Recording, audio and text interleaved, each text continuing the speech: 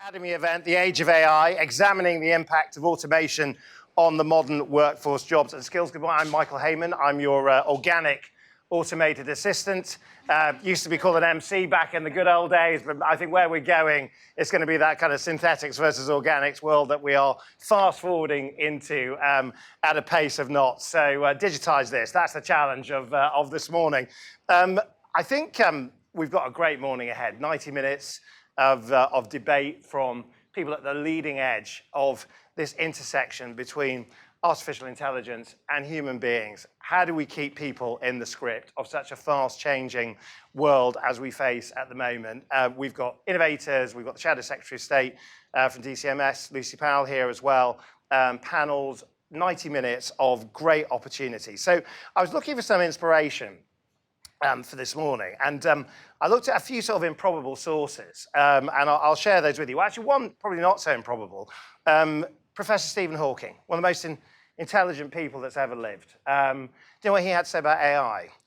He said, the rise of powerful AI will be either the best or the worst thing ever to happen to humanity. That is the intellectual version of sitting on the fence, don't you think? It's going to either be the best or the worst. I mean, so you could draw from that what you will in terms of where it's at. You're going to kill yourself with that thing. Anybody know who said that?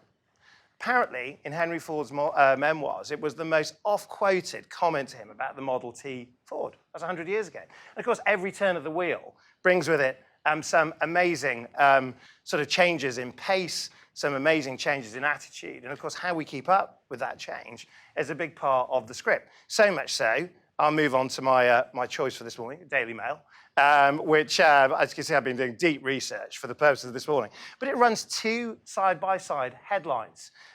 One is from the government's chief scientific advisor, Dame Angela McLean, who declares that she is an AI optimist.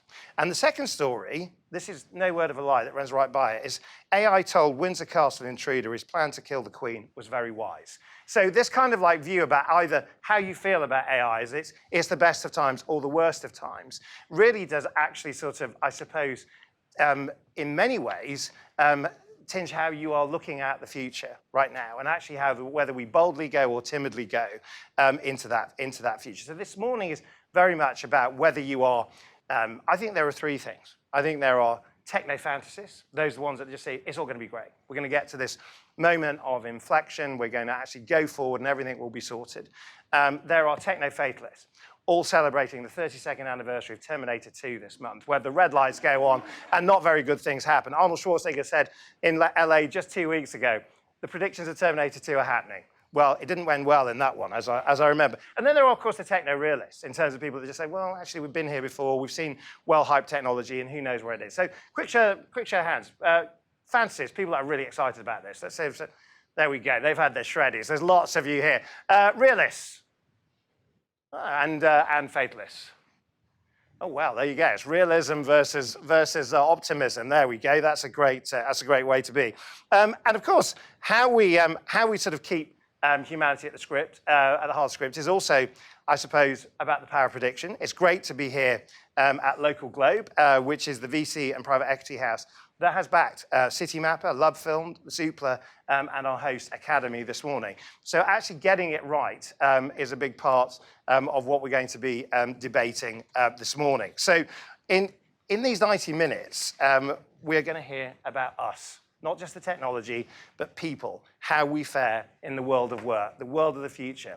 A world where even 5 years ago, the US Department for Labor was saying that 2/3 of primary school kids were going to go on to inherit jobs that have no current job description. Well, we now know that actually that probably is quite a slow-moving stat, because the world is being upended, recreated in front of our very eyes, which is very much pertinent to our first speaker.